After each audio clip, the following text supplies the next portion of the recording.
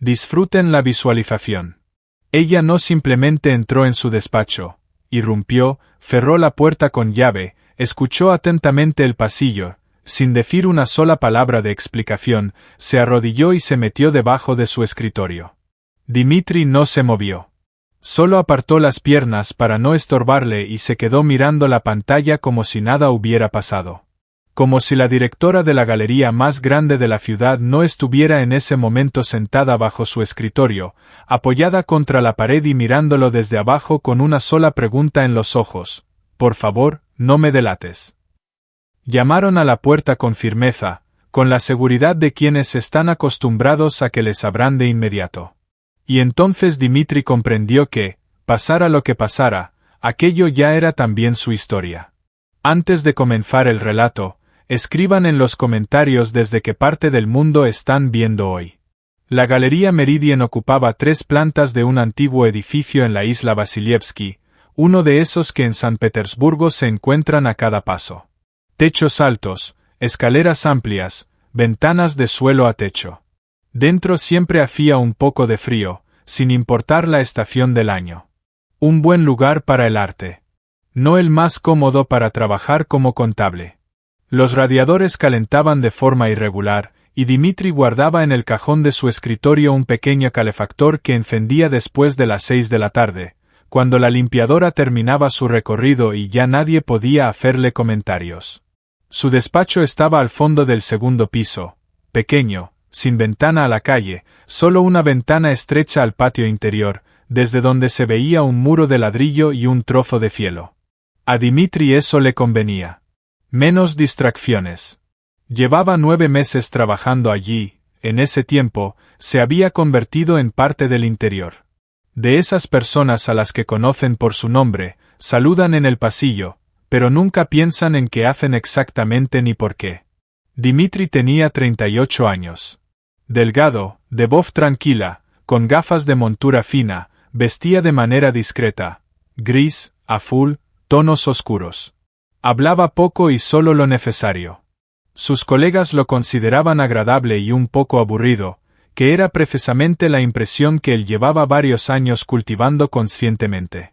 Antes de la galería había trabajado durante 8 años como perito financiero en el Tribunal de Arbitraje. En ese tiempo analizó varias decenas de casos de fraudes financieros, desde pequeños esquemas hasta complejos sistemas multimillonarios de retirada de activos mediante cadenas de empresas pantalla. Sabía ver en los números lo que otros no veían: ritmo, pausas, anomalías, las huellas que deja una persona cuando cree que no deja huellas. Luego su esposa se marchó. No porque dejara de amarlo, ella misma lo dijo. Te quiero, pero no puedo vivir junto a una persona que siempre espera la próxima amenaza. Era una formulación honesta. Dimitri la aceptó. Katia se quedó con él. Fue decisión suya, y eso era importante. Con 8 años ya sabía expresar sus decisiones de tal manera que los adultos la escuchaban. Él dejó el tribunal y aceptó el trabajo en la galería. Tranquilo, sin investigaciones, sin amenazas, sin necesidad de mirar los números como si fueran pruebas. Solo auditorías, informes, preparación para inspecciones anuales. Quería aburrimiento. Se había ganado el derecho a ese aburrimiento. Ese viernes precisamente estaba terminando la tabla resumen de compras del tercer trimestre cuando la puerta de su despacho se abrió bruscamente. Levantó la mirada. En la puerta estaba Olga Gromova, la directora de la galería. Dimitri la conocía lo suficientemente bien como para comprender de inmediato que algo iba muy mal. Olga era de esas personas que siempre mantienen la postura. No por arrogancia, sino por hábito, desarrollado durante años de trabajar con gente que intenta leerte por la forma en que te sostienes. La postura se veía allí, pero los ojos eran distintos. En ellos había una expresión que Dimitri había aprendido a reconocer sin equivocarse durante sus 8 años en el tribunal, la expresión de una persona que acaba de darse cuenta de que ha caído en una trampa y aún no sabe si existe una salida. Entró, cerró la puerta y giró la llave. «Necesito su ayuda», dijo en voz baja. «¿Qué ha pasado?», preguntó Dimitri. Ella levantó la mano. «Espere». Escuchó atentamente. Luego, al oír algo en el pasillo, se acercó rápidamente a su escritorio, se arrodilló y literalmente, sin explicaciones, se metió debajo de la mesa. Se apoyó contra la pared y lo miró desde abajo con la expresión de alguien a quien en ese momento no le importa la dignidad. Dimitri no se movió. Solo giró ligeramente la silla para no estorbarle con las piernas y colocó tranquilamente las manos sobre el teclado, mirando la pantalla. Golpearon la puerta con insistencia. Karpov, dijo una voz. ¿Está en su despacho? Dimitri reconoció la voz. Víctor Hailov, miembro del consejo directivo, uno de los 3 hombres que formalmente estaban por encima de Olga en la jerarquía de la galería. Siempre correcto, siempre con buen traje, siempre con esa cortesía especial que en realidad es una forma de presión. Estoy, respondió Dimitri. ¿No ha visto a Gromova? No, dijo Dimitri. La última vez fue esta mañana, en la reunión general. Pausa. Si aparece, dígale que la estoy buscando. Se lo diré. Los pasos se alejaron por el pasillo. Dimitri esperó, contando lentamente hasta 60. Luego se levantó, se acercó a la puerta, escuchó. Silencio. Fue hasta la ventana que daba al patio. Nadie. Ya puede salir, dijo. Olga salió de debajo del escritorio, se levantó, se arregló la chaqueta y lo miró. Gracias, dijo. Siéntese, respondió él. Cuénteme. Ella se sentó. Permaneció en silencio unos segundos, reuniéndose, ordenando las palabras, y luego comenzó. Durante los siguientes 15 minutos Dimitri escuchó sin interrumpir. Olga hablaba con calma, sin histeria. Al parecer ya había pasado la primera ola de pánico y había entrado en esa fase en la que una persona simplemente expone los hechos porque no queda otra cosa por hacer.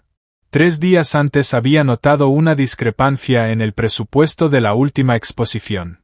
El importe de la compra de pólizas de seguro para las piezas no coincidía con los contratos reales.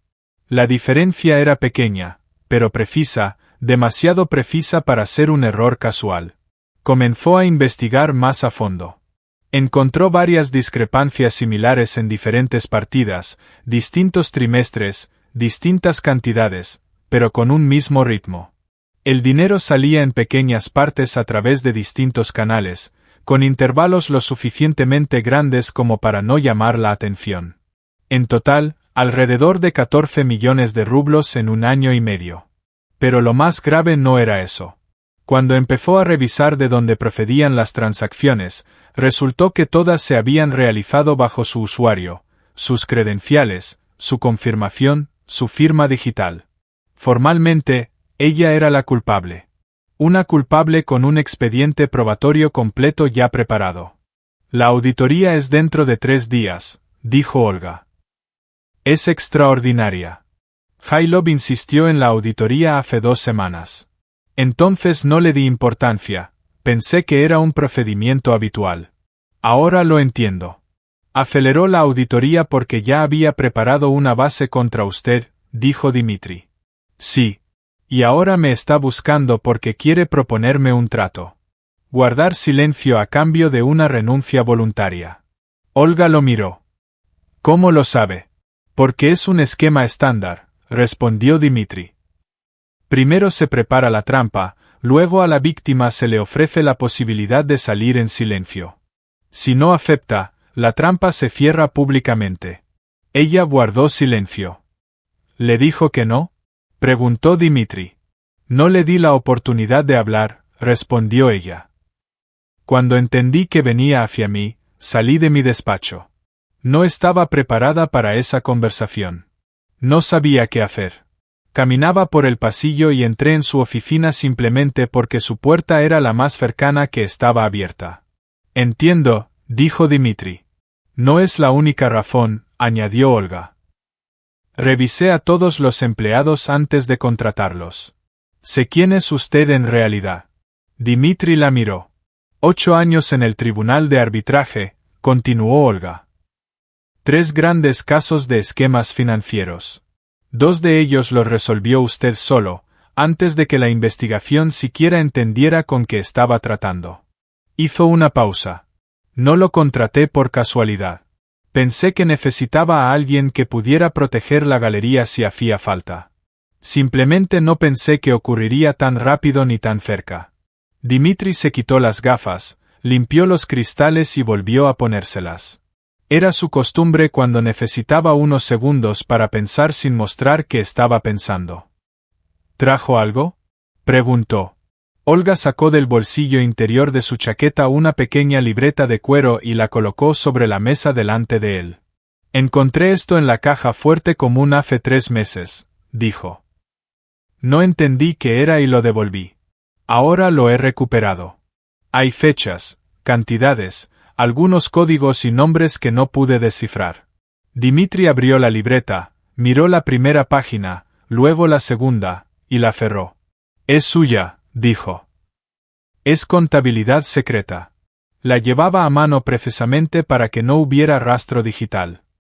¿Es suficiente? No, respondió Dimitri. Dirá que es una falsificación, que usted misma lo escribió para comprometerlo. Una sola libreta sin confirmación digital no significa nada en manos de un buen abogado. Entonces, ¿qué hace falta?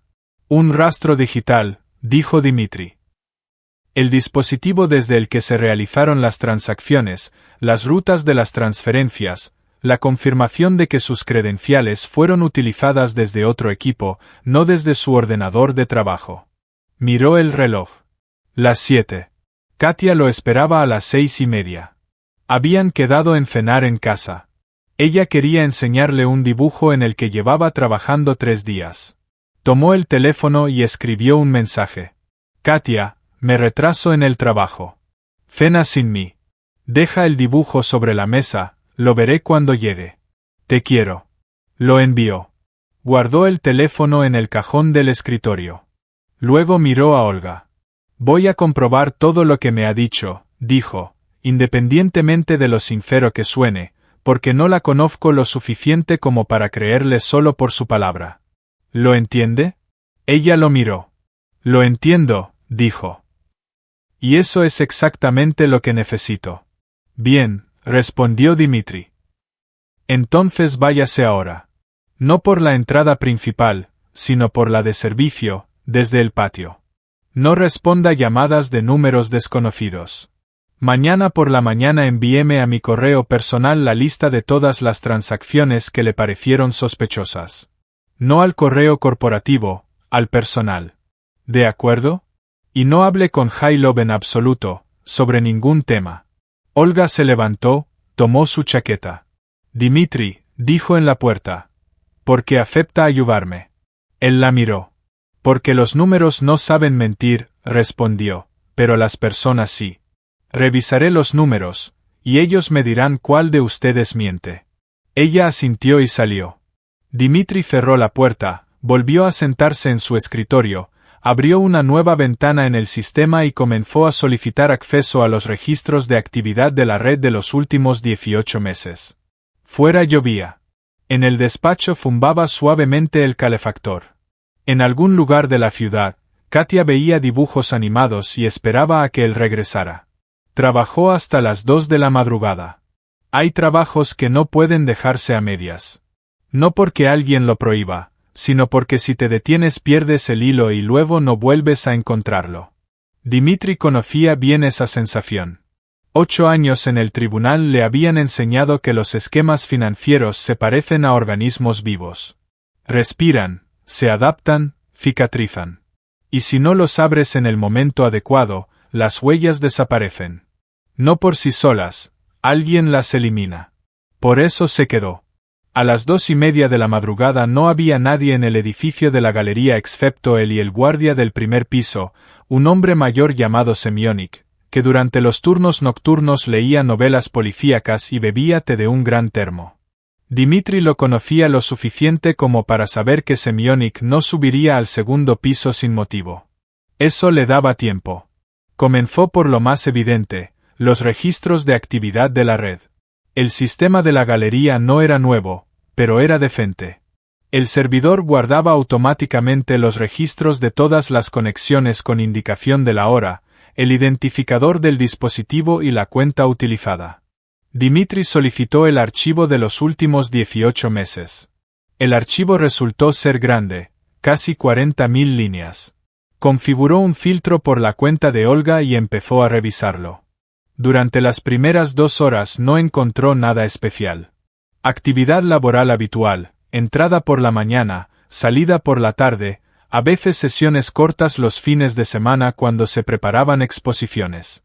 El ritmo estándar de una persona que trabaja mucho y de manera organizada. Dimitri lo registraba no como prueba de inocencia, sino simplemente como datos. Los datos no mienten. Los datos cuentan una historia, si sabes leerlos. Luego encontró la primera anomalía. Miércoles, hace 11 meses. Sesión con el usuario de Olga. Duración, 8 minutos. Acción, acceso al módulo financiero. Confirmación de 2 transacciones. Salida. Nada especial a primera vista. Pero Dimitri miró el identificador del dispositivo y se detuvo. El dispositivo era desconocido. No era el que Olga utilizaba habitualmente, ni su ordenador de trabajo ni el portátil que figuraba a su nombre en el inventario. Era un identificador completamente distinto, un código alfanumérico que ni siquiera estaba registrado en la base de datos de dispositivos de la galería. Dimitri tomó nota y siguió revisando.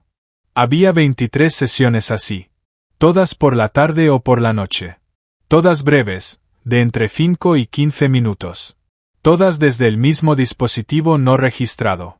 Y todas con transacciones pequeñas, precisas, distintas en cantidad, pero idénticas en su estructura.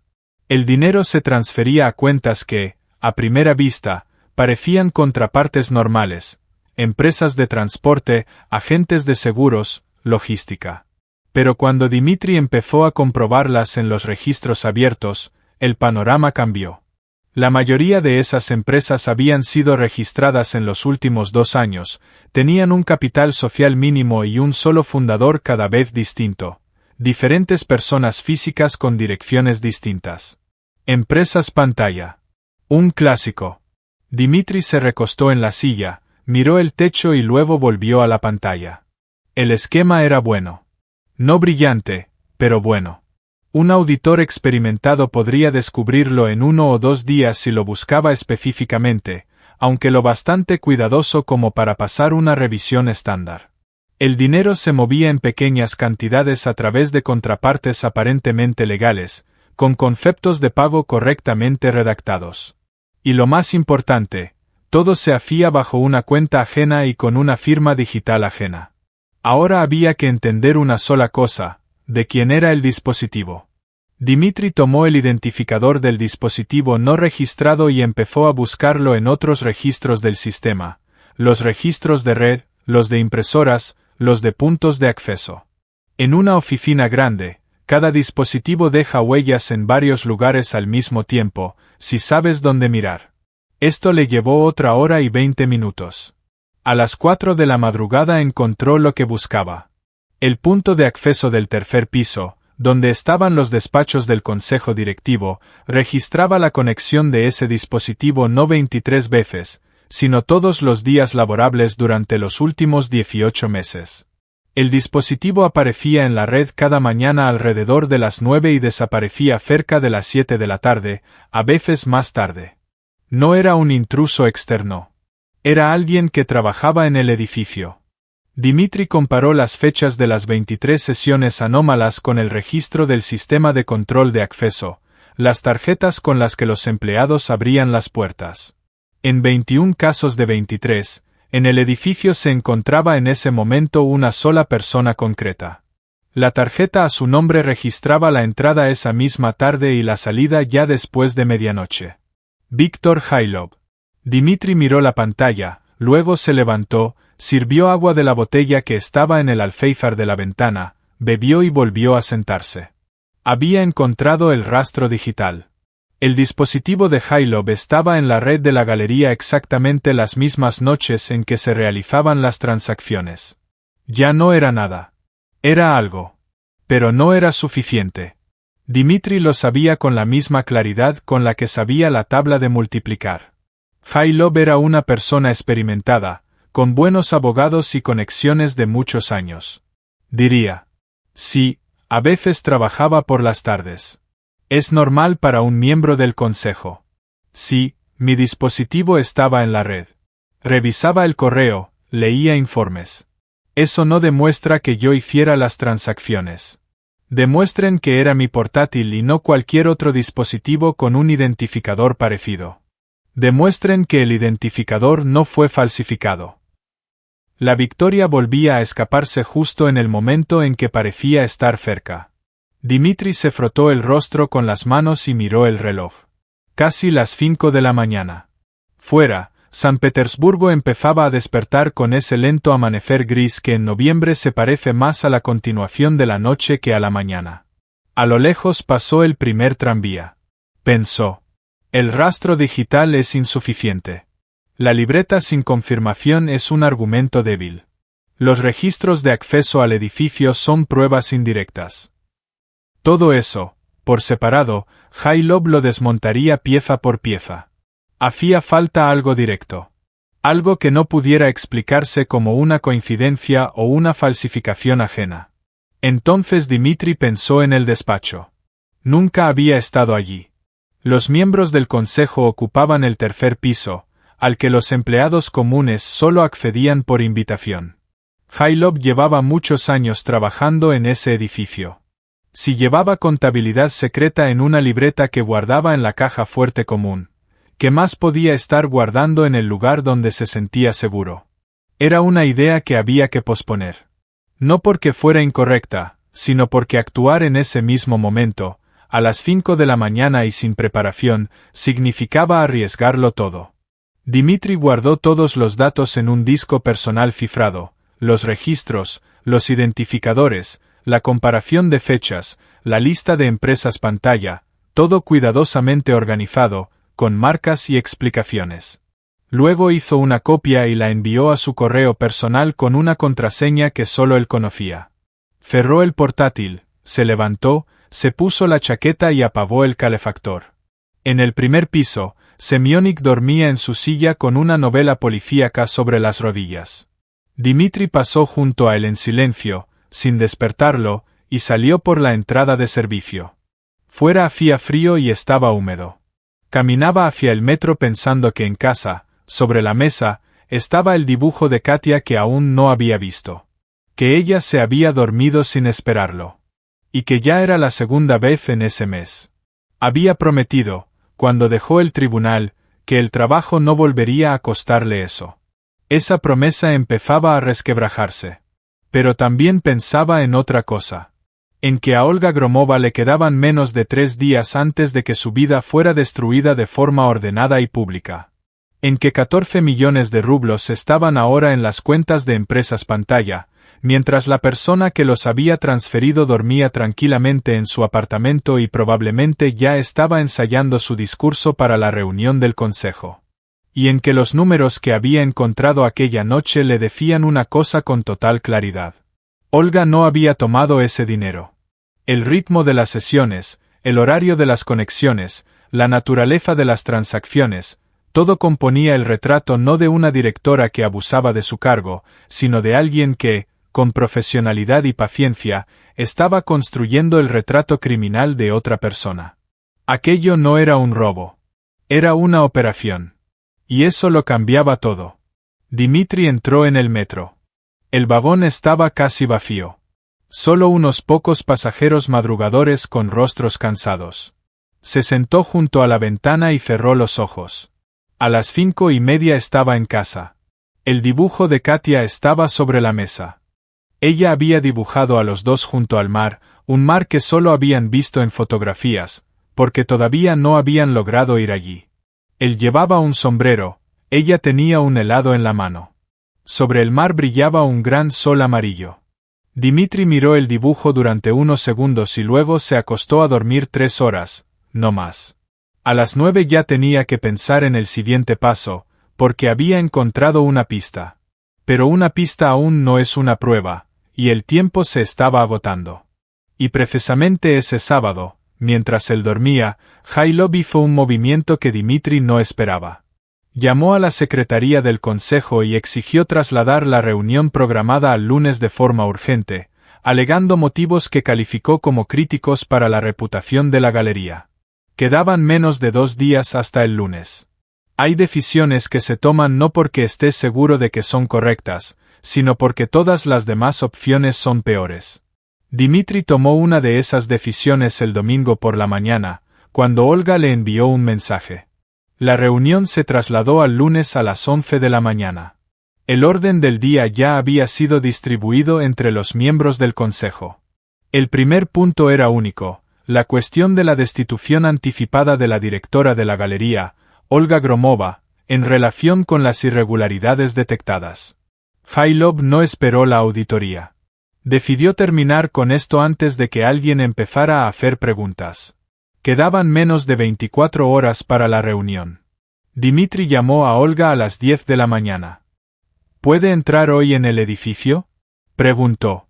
Tengo la tarjeta maestra de la directora, respondió ella. Abre todas las puertas excepto la sala de servidores. Pero, Dimitri, la seguridad registrará mi entrada en el sistema. Lo sé, dijo él. Entrará oficialmente por trabajo. La directora de la galería no tiene ninguna razón para no presentarse un domingo. Está preparando una exposición, trabajando con documentos. Es normal. A mí no me ha visto. ¿Y usted? La entrada de servicio desde el patio, dijo Dimitri. Hay una cámara, pero el ángulo de visión no cubre el lado izquierdo del porche. Lo comprobé cuando salí el viernes por la noche. ¿Semionik está hoy? No. Turno de domingo. Está Tolia. Tolia lee libros o mira el teléfono. El teléfono, siempre. Bien, dijo Dimitri. Necesito 10 minutos en el despacho de Jailov. Usted entra primero y crea una situación. Pídale a Tolia que le ayude con cualquier cosa, mover una silla, buscar la llave del almacén, lo que sea. Lo importante es que esté mirándola a usted y no al monitor de las cámaras. 2 minutos, no más. Olga guardó silencio. ¿Entiende que, si esto sale a la luz, le acusarán de entrada ilegal? Lo entiendo, respondió Dimitri. Pero si hoy no encontramos nada, mañana a las 11 la apartarán de la galería. Después de eso, Jailov tendrá tiempo para limpiar todo lo que haya allí, y entonces ya no encontrará nada nadie. Otra pausa. De acuerdo, dijo Olga. A las 3 de la tarde. Él llegó unos minutos antes de la hora. Rodeó el edificio por el patio. Asfalto mojado, árboles desnudos, un solo coche aparcado que observó con atención. No era de servicio. Se colocó en el extremo izquierdo del porche de la entrada de servicio, donde la cámara no alcanzaba. Esperó. Exactamente a las 3 llegó un mensaje de Olga. Una sola palabra. Ahora. Dimitri pasó la tarjeta maestra. Olga se la había enviado por la mañana con un mensajero, sin explicaciones en la nota. La cerradura hizo clic. Entró, cerró la puerta y subió por las escaleras hasta el 3er piso. El pasillo estaba vacío. Silencio. Solo el viejo edificio crujía suavemente, como todos los edificios antiguos. Dimitri caminaba rápido, pero sin correr. La tercera puerta a la derecha era el despacho de Jailov. Conocía la distribución, había revisado el plano del edificio el viernes, mientras esperaba a que se cargara el archivo de registros. La puerta estaba cerrada con una cerradura digital. Un pequeño panel con 4 cifras. Un sistema sencillo, estándar de oficina. Pero no conocía el código. Dimitri miró el panel, luego el reloj. Según el modelo de esa cerradura, tras 3 intentos fallidos se activaba una alarma silenciosa. La señal se enviaba directamente al teléfono del propietario. No a seguridad, al propietario. Eso significaba que tenía 3 intentos. 3. Pensó rápido. Jailov llevaba más de 15 años trabajando en la galería. Las personas de su edad y con su carácter suelen elegir códigos que recuerdan sin anotarlos, fechas que significan algo. Un cumpleaños, El año de un acontecimiento, un número fácil de marcar sin mirar. El año de fundación de la galería, 1987. Dimitri marcó 19-8-7. La ferradura no se abrió. Luz roja. Primer intento. Pensó un segundo más. El año en que Jailov se convirtió en miembro del Consejo, 2006. Lo sabía por la biografía oficial en la página web de la galería que había leído aquella noche. Marcó 2006. Otra vez rojo. Segundo intento. Quedaba uno. Dimitri estaba frente a la puerta y sentía como algo se contraía dentro de él. No era pánico. No estaba entrando en pánico. Era simplemente una sensación física aguda de que el margen de error se estaba reduciendo. Pensó en el despacho, en lo que había dentro, en que Jailov venía allí todos los días desde hacía muchos años, en que ese despacho era su territorio. Las personas acostumbradas a controlar suelen vincular los códigos a cosas que para ellas simbolizan poder o comienzo. ¿Qué había sido el comienzo para Jailov en ese edificio? Entonces Dimitri recordó un detalle pequeño, aparentemente insignificante, de aquella biografía. La primera exposición que Jailov había comisariado como miembro del Consejo. El año de su inauguración se mencionaba en la biografía como un motivo especial de orgullo. Marcó 19-91. Luz verde. Un clic suave. Dimitri exhaló, entró y cerró la puerta tras de sí. El despacho de Jailov estaba amueblado con esa pesada solidez que las personas acomodadas de cierta generación suelen confundir con buen gusto. Madera oscura, sillón de cuero, estanterías con libros que claramente nadie leía. En la pared, fotografías con personas importantes, varios diplomas enmarcados. El escritorio era grande, limpio, casi vacío. Dimitri no se detuvo a observar el interior. Fue directamente al escritorio. El cajón superior estaba cerrado, los inferiores, abiertos. Carpetas, formularios, nada interesante. Examinó la parte trasera del escritorio, nada oculto. Luego se acercó al armario junto a la pared. Un estante abierto con carpetas ordenadas por fechas. Una sección cerrada con llave. No estaba la llave. Dimitri tiró. Cerrado. Miró alrededor, observó debajo de la lámpara de escritorio y luego bajo la agenda que estaba en el borde de la mesa. La llave estaba debajo de la agenda. Dimitri abrió el armario. Dentro había 3 compartimentos.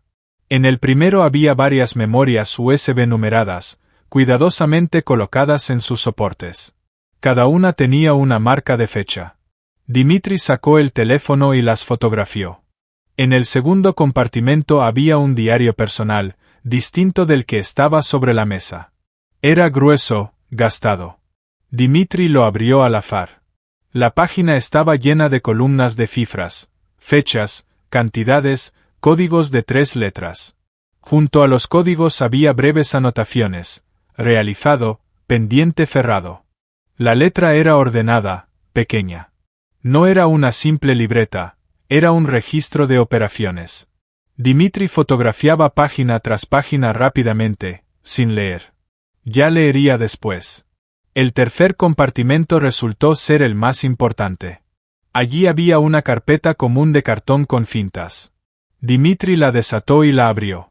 Dentro había impresiones, extractos de cuentas. No de las cuentas de la galería, sino personales, movimientos de fondos, ingresos, destinos de pagos. Y junto a cada extracto había una pequeña hoja con explicaciones escritas a mano. Casa en Repino, barco, casino en Finlandia, reparación. 14 millones de rublos se habían convertido en una casa junto al mar en Repino, en un yate, en varios viajes al extranjero y en la renovación de un apartamento en el lado Petrogradskaya. Dimitri fotografiaba y pensaba que aquello ya no era un simple robo.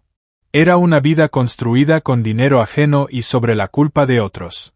Metódicamente, con calma, año tras año. Pero lo más importante resultó ser una hoja al final de la carpeta, colocada aparte, sin grapa. Era una impresión de correspondencia. Un mensajero, apodos en lugar de nombres. Pero el contenido hablaba por sí solo. Acelerar la auditoría. No advertir a Gromova. Todo preparado bajo su usuario. Listo. 23 transacciones limpias. Si empieza a investigar, crear dudas sobre sus capacidades de gestión con antelación. Que el consejo ya esté predispuesto. Entendido. ¿Cuándo? Empezamos ahora mismo. Antes de la auditoría debe parecer inestable. Dimitri estaba de pie con aquella hoja en las manos. No era solo un robo. Era un guión previamente escrito para destruir a una persona concreta, frío, detallado, con ejecutores que conocían su papel. Fotografió la correspondencia, luego devolvió todo exactamente como estaba, cerró el armario, dejó la llave bajo el diario, miró alrededor, todo estaba en su sitio. Salió, cerró la puerta. El gato no maulló. La cerradura se encajó sola. Bajó por la escalera. Salió por la puerta de servicio al patio bajo una lluvia fina. En su bolsillo estaba el teléfono con 73 fotografías. Caminaba hacia la salida del patio pensando que ahora lo tenía todo: el rastro digital, el registro de operaciones, los extractos de cuentas personales y la correspondencia con la instrucción directa de incriminar a Olga. Por separado, cada elemento podía ser discutido. Juntos eran un muro que ningún abogado podría atravesar. Pero había algo que había hecho incluso antes de entrar en el edificio. Por la mañana, en casa, mientras Katia veía dibujos animados, abrió un viejo contacto en el teléfono. Era una persona de la unidad de investigación con la que había trabajado 3 años antes en otro caso. Configuró un envío automático. Un archivo cifrado con todos los datos reunidos en esos días sería enviado a su correo el lunes a las 10 de la mañana, si Dimitri no cancelaba personalmente el envío. Era un seguro, porque el sábado por la noche, cuando regresaba a casa después de la noche del viernes en la oficina, recibió un mensaje desde un número desconocido, sin firma. Solo una línea. Los contables que se meten donde no deben pierden el trabajo. A veces algo más. No respondió. Eliminó el mensaje, pero guardó una captura de pantalla y la añadió al archivo. Jailov sabía que alguien estaba investigando. Aún no sabía quién, pero lo sabía.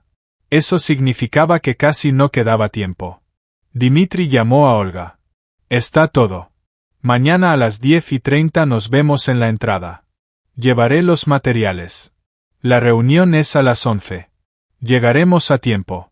Ella respondió al minuto. Estaré allí.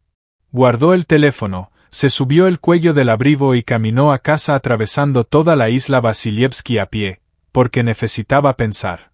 Katia lo esperaba con la petición de jugar a un juego de mesa. Jugó.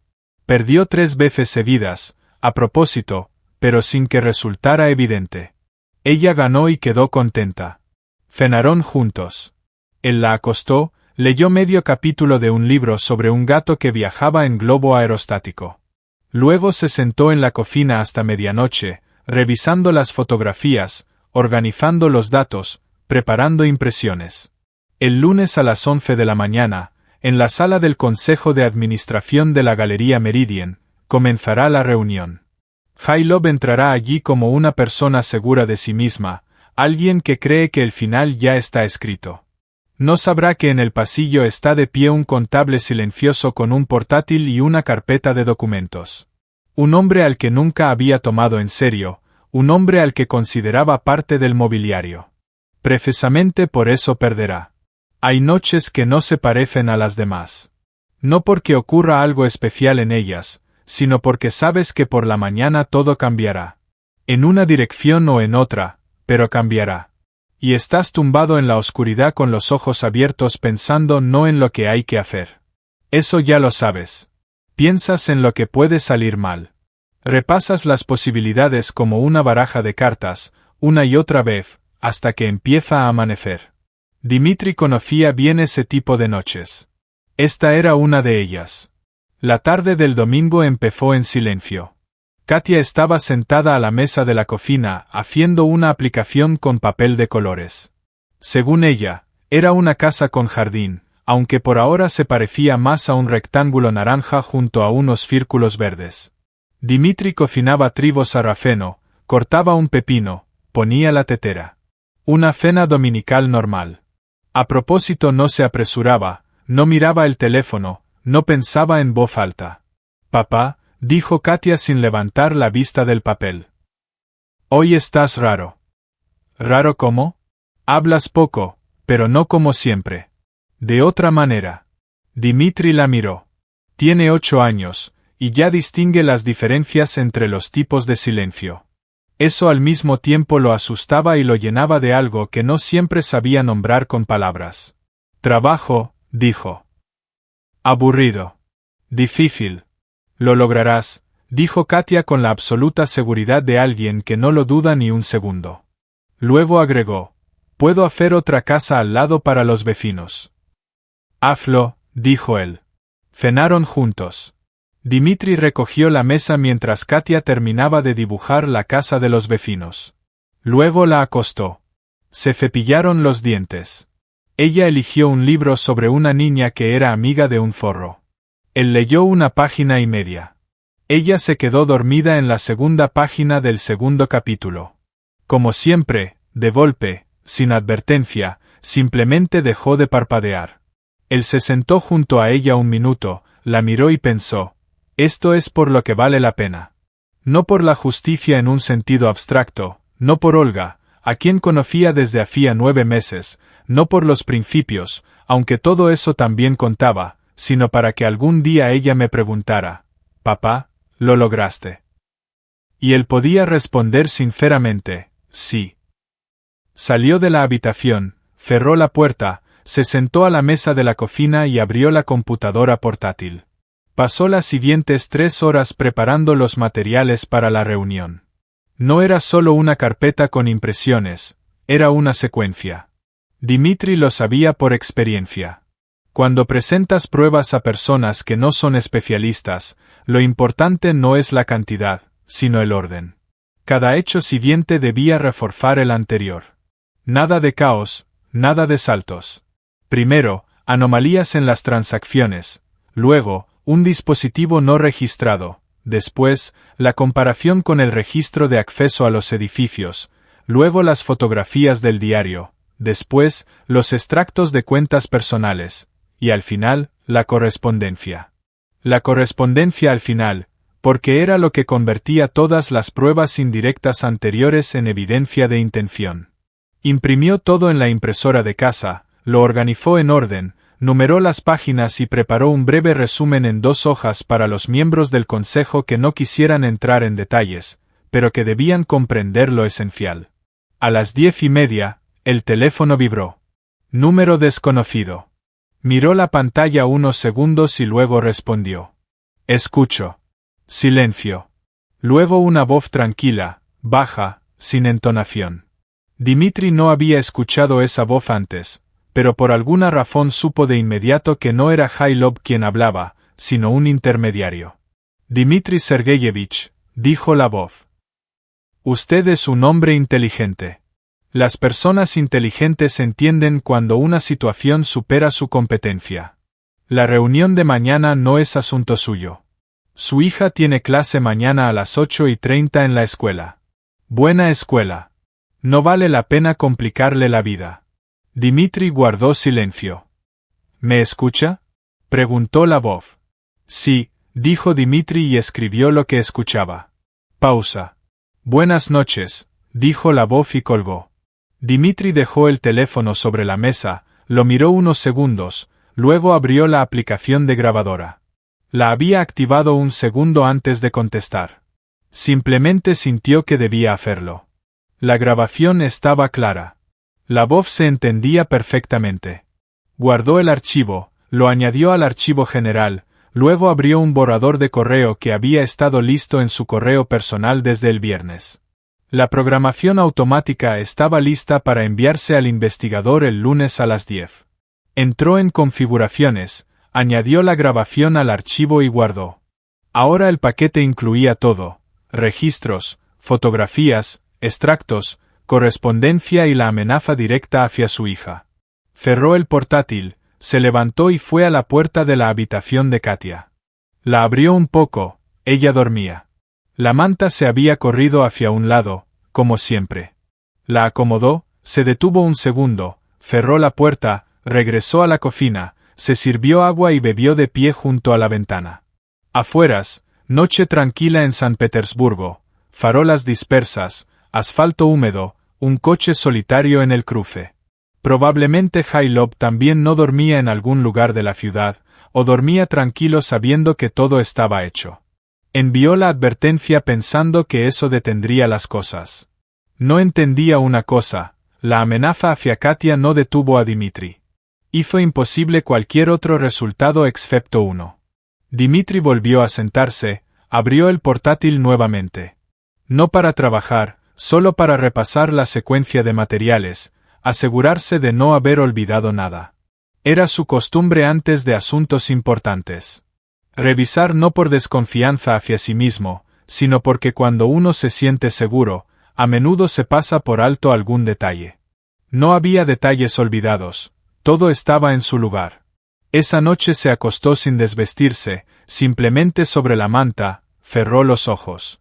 Los pensamientos fluían solos, la reunión, el orden de las intervenciones, posibles objeciones de Jailov, respuestas a ellas. Repasaba el escenario una y otra vez, como siempre hacía antes de audiencias difíciles en el tribunal. Jailov se mantendría tranquilo hasta cierto momento, luego comenzaría a presionar por el procedimiento, por la legalidad de la presencia de un externo en la reunión del consejo. Eso habría que manejarlo. Olga debía insistir en su participación como auditor interno. Formalmente tenía derecho. El director puede involucrar especialistas técnicos para aclarar cuestiones financieras. Luego Jailov intentaría atacar la fuente de los datos, alegando que los materiales fueron obtenidos ilegalmente. Esto sería más difícil, pero las fotografías de la oficina no eran lo único disponible.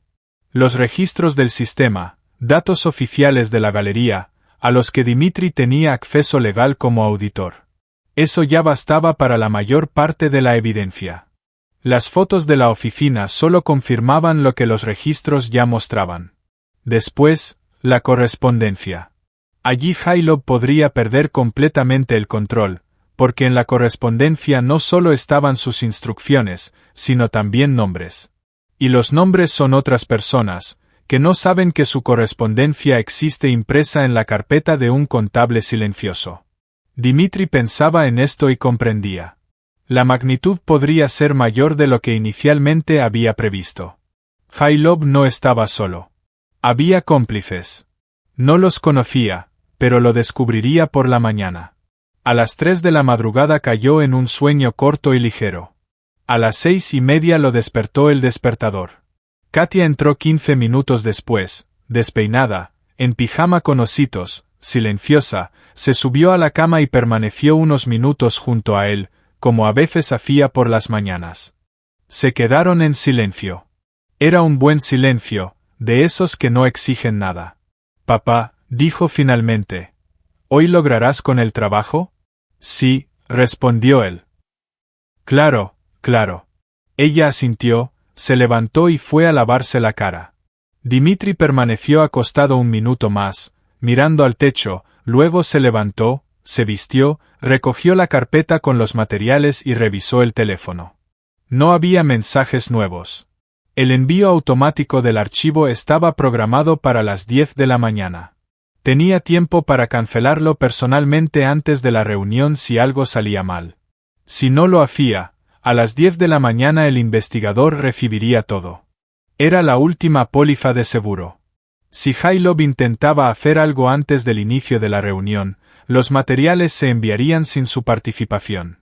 Él mismo se volvería un eslabón innecesario en la cadena, y por lo tanto, no sería el objetivo. Preparó el desayuno para Katia, avena, un sándwich y un vaso de jugo. Ella comió casi todo, y le contó sobre un sueño en el que volaba en un globo sobre la ciudad y desde arriba veía la galería donde trabajas, papá, aunque estaba roja. Él la acompañó hasta la escuela, se quedó en la puerta hasta que desapareció dentro. Luego sacó el teléfono y escribió a Olga, salgo. Estaré en la entrada a las 10:30. La respuesta llegó al instante, ya estoy allí. Dimitri guardó el teléfono y levantó el cuello de la chaqueta. El noviembre de San Petersburgo no perdona la ligereza al vestir. Ajustó la correa de la carpeta sobre el hombro y se fue.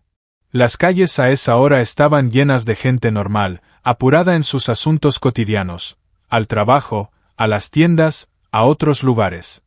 Ninguno de ellos sabía que un hombre silencioso con chaqueta oscura, caminando por el Prospekt Sredny hacia la isla Vasilievsky, llevaba bajo el brazo materiales capaces de derribar lo que una persona había construido durante año y medio.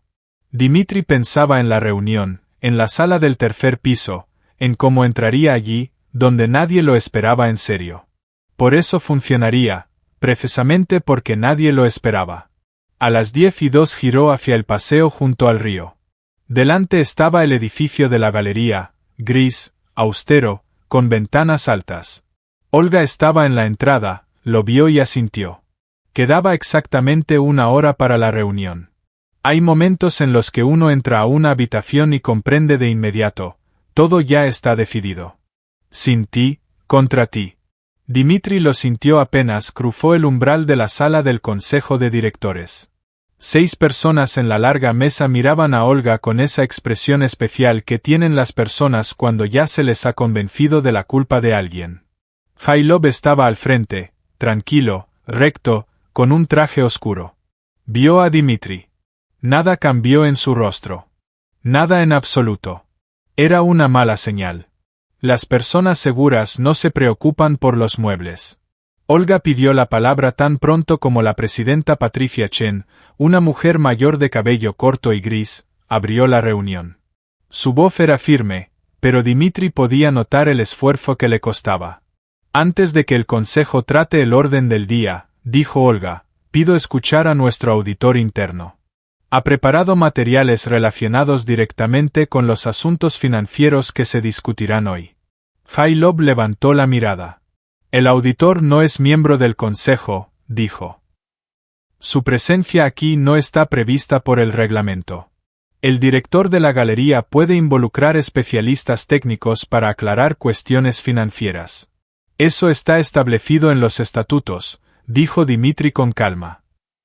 Sección 9, párrafo 4. Jailov lo miró largo tiempo, con esa expresión con la que uno mira un objeto que de repente se comporta de manera inesperada. Patricia Chen asintió. 5 minutos, le dijo a Dimitri. Hable. Dimitri abrió el portátil y colocó delante de cada miembro del consejo una copia de las impresiones, cuidadosamente, sin prisa. En 18 meses, de las cuentas de la galería se retiraron alrededor de 14 millones de rublos, comenzó. Las transacciones se realizaron bajo la cuenta del director Gromova. Esto es un hecho. Pero hay otro hecho. En la pantalla del portátil apareció el primer esquema que comparaba la hora de las sesiones anómalas con el registro de acceso a los edificios. Las 23 transacciones se realizaron en horario nocturno desde un dispositivo no registrado. Este dispositivo nunca figuró a nombre de Gromova, pero aparecía todos los días en la red del tercer piso, donde están las oficinas de los miembros del consejo. Hizo una pausa. En el caso número 21, el registro de acceso identifica a una persona específica en el edificio a esa hora, Víctor Arkadyevich Jailov. La sala se silenció. Jailov no cambió su rostro, puso las manos sobre la mesa. Son datos indirectos, dijo con voz firme. Realmente trabajé por las noches. Es normal para un miembro del consejo. De acuerdo, dijo Dimitri. Por eso continuaré. Pasó a la siguiente diapositiva, fotografías de las páginas del diario. Columnas con fechas, sumas, códigos de 3 letras, marcas de realizado y cerrado. Es un diario de trabajo personal, guardado en una sección cerrada del armario en la oficina del tercer piso. Las fechas coinciden exactamente con las transacciones anómalas. Las sumas coinciden. Los códigos corresponden a los datos de empresas ficticias receptoras. Uno de los miembros del consejo, un hombre mayor con gafas, se inclinó sobre la impresión y comenzó a leer. ¿Empresas ficticias?, preguntó Patricia Chen. Sí, Todas las empresas receptoras fueron registradas en los últimos 2 años, con capital mínimo y fundadores nominales. Tras recibir los fondos, las cuentas se vacían, explicó Dimitri. Pasó al siguiente material. ¿A dónde fue exactamente el dinero? Esa es la siguiente pregunta. Aquí están los extractos de las cuentas finales. Casa Brepino, 1.800.000 rublos. Yate, 2.400.000. Reforma del apartamento en Petrograd, 870.000. Casino en Finlandia, varios viajes. Total aproximado, 900.000. Krylov habló antes de que Dimitri terminara la frase. Esto es provocación, dijo. Su voz se veía serena, pero algo cambió, apenas perceptible, medio tono. Los documentos fueron obtenidos ilegalmente. La intrusión en otra oficina es un delito. Todo lo que esta persona muestra es fruto de un crimen. Los registros del sistema fueron obtenidos legalmente, dijo Dimitri. Soy auditor de la galería con acceso oficial a la infraestructura de red. Es mi deber directo. Todo lo demás solo confirma lo que los registros ya muestran. La confirmación obtenida mediante hackeo, dijo Krylov. Víctor Arkadyevich, dijo Dimitri con calma, tengo el último material, no proviene de la oficina. Colocó frente a cada miembro del consejo la última hoja, la transcripción de la correspondencia. Esta correspondencia se encontró entre los materiales del caso. Leeré los fragmentos clave. Leyó de manera uniforme, sin entonación, exactamente como se leen documentos importantes en un tribunal, para que las palabras hablaran por sí mismas. Acelerar la auditoría. No advertir a Gromova. Todo listo bajo su login. 23 transacciones limpias.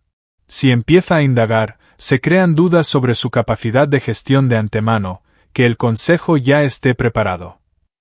El silencio en la sala cambió, no era simplemente silencio, sino denso, ese silencio especial que ocurre cuando varias personas comprenden lo mismo al mismo tiempo y nadie quiere ser el primero en decirlo en voz alta.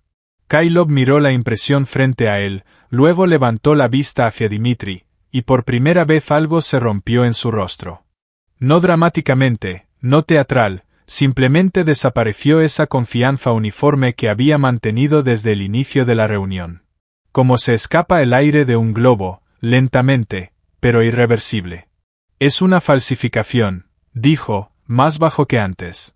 Es correspondencia con sus cómplices, dijo Dimitri. 2 de ellos son parientes de personas que ahora están sentadas en esta mesa. El hombre con gafas levantó bruscamente la cabeza. Otra miembro del consejo, una joven que hasta ese momento no había dicho ni una palabra, colocó la impresión sobre la mesa y la apartó como si el papel estuviera caliente. Patricia, dijo Dimitri dirigiéndose a la presidenta. A las 10 de la mañana se envió automáticamente un archivo cifrado con todos los materiales a la oficina de investigación. Esto se hizo de manera preventiva por si alguien intentaba interferir en la reunión de hoy. Anoche recibí una amenaza telefónica dirigida a mi hija. La grabación está adjunta al archivo. Patricia Chen lo miró, luego a Krylov, luego de nuevo a Dimitri.